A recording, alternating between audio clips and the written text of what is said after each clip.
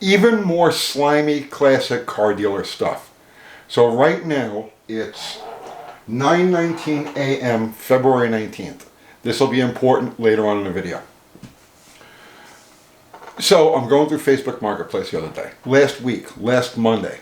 I'm going through Facebook Marketplace and this thing pops out at me, and it's a 73, 74 Roadrunner. Okay, so it's listed as a 74 Plymouth Laser, all right, because Marketplace evidently doesn't have a listing for Roadrunner, so they do that. But I look at the car real quick, and I'm like, man, that is a sweet car, especially since I have a 73. I kind of like these things now. Never liked them before, but I do now. It's like, that looks like a really sweet car. So I go no further reading than just the headline. 1974 Plymouth Laser, all matching number car. Okay, I'm interested. Let me take a look at this. Now they're asking $36,500 for this car. All right, this is a serious chunk of change for a 73, 74 Roadrunner, 74 Roadrunner. So I'm looking at the car, and real quick I see, all right, it's got the wrong wheels. What are you going to do? Okay, it has a 340 call out on the hood. Somebody added an extra Roadrunner, running Roadrunner decals to it. It don't belong there, but what are you going to do? But it's clearly a decent car. So now I haven't looked at the description yet, right? But I see 1974 Plymouth Laser, all numbers matching car. But there's something wrong here, because it's 74. And it's clearly a 74 because it has a 1974 rubber buggy bumper, the oversized bumper guards. It has, as I'm looking at the pictures here, where's the interior? It's got a sweet interior, but clearly it's got the 1974 only steering wheel. The previous ones had a bigger diameter, and they had the picture of the Roadrunner in the center. So 74 has a smaller diameter. It's like, yes, it's a 74, but wait, it can't possibly be a 340. All right, so now I read the description. 1974 Plymouth Roadrunner, 340 automatic. 1974 340 automatic. We have a problem here. We're going to get to this. Odometer reached 63,000 original miles. Numbers matching, hard to find. Really hard to find. Paint restored 2 years ago. Color rare moonstone metallic. It's a beautiful color. Factory automatic transmission with slapstick shifter, matching front and rear bumper rally wheels. Well, it doesn't have the right ones. New with BF Goodrich tires, tan interior, air conditioning. Trades welcome. Visit our website for more details. Deals on Wheels of Shelbyville.com. All right, and it gives the address and everything for that. So now, here's what you understand about me. I've been buying and selling parts since I'm a teenager. And I have literally sold tens of thousands of items through newspapers and later on Craigslist and forums and marketplace. It's an uncountable number of transactions. And every once in a while, I'll list something and I'll make a mistake on the listing. So in other words, I'll say, well, I'll list something that says fits from 1967 through 69. And somebody will comment to me, somebody will say, hey, that's not going to work on a 69 because they changed the bolt pattern, or it doesn't line up with this, or it doesn't line up with that. And when somebody gives me input like that, which I consider to be very valuable, I automatically make the change. I'm grateful for the person pointing out this problem. I immediately make the change because I don't want to sell a part to somebody it's not going to work. I want an honest, fair transaction. So I've made mistakes listing cars, parts, tool, whatever, all right? I've made mistakes. And when people point it out, I fix it. So I decided, you know what? This is probably a car dealer who just isn't very familiar with these cars.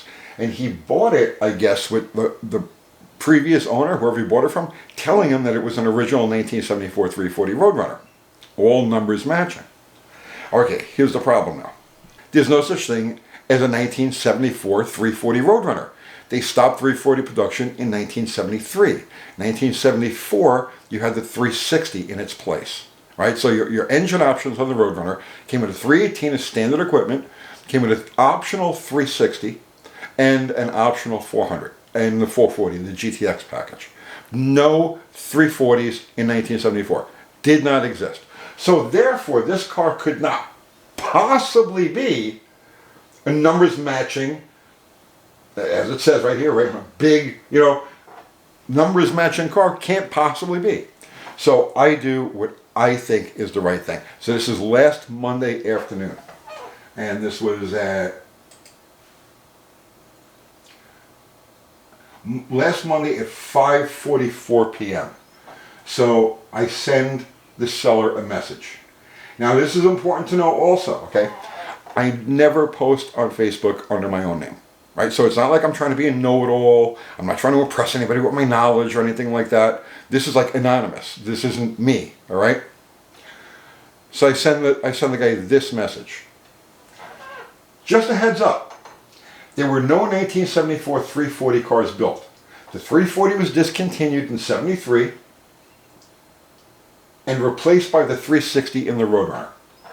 I'd take a closer look at the numbers on that numbers matching car. Okay? So I'm being very straightforward here.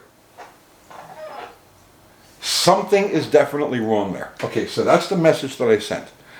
I mean, I don't think I could possibly be any more straightforward. Or really, I mean, you can see I'm clearly attempting to be helpful. I'm not putting the guy down. I'm not saying anything, So I'm trying to help. So here's the response.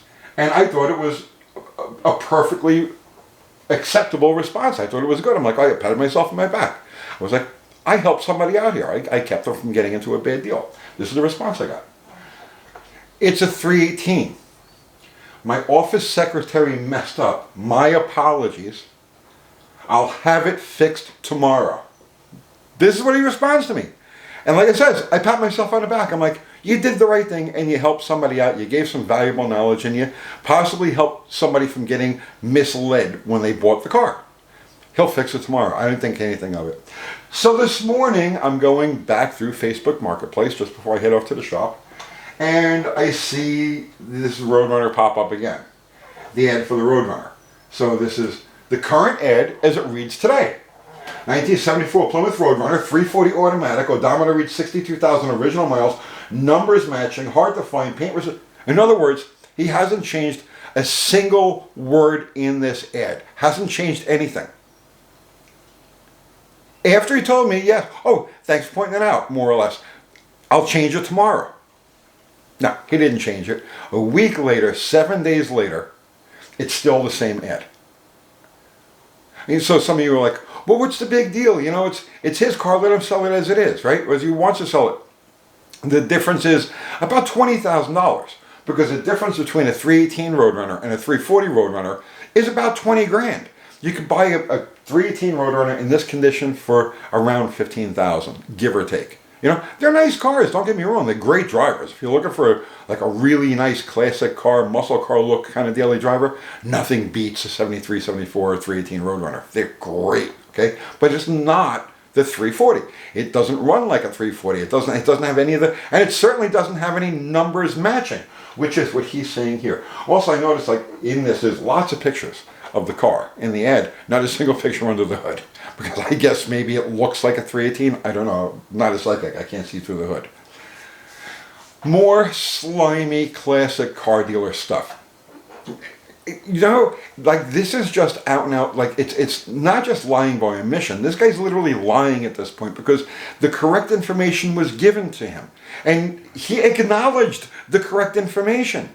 But yet, in the ad, he's still hoping to hook the fish and score a buyer for $36,500 for a $15,000 car. These people are not your friends.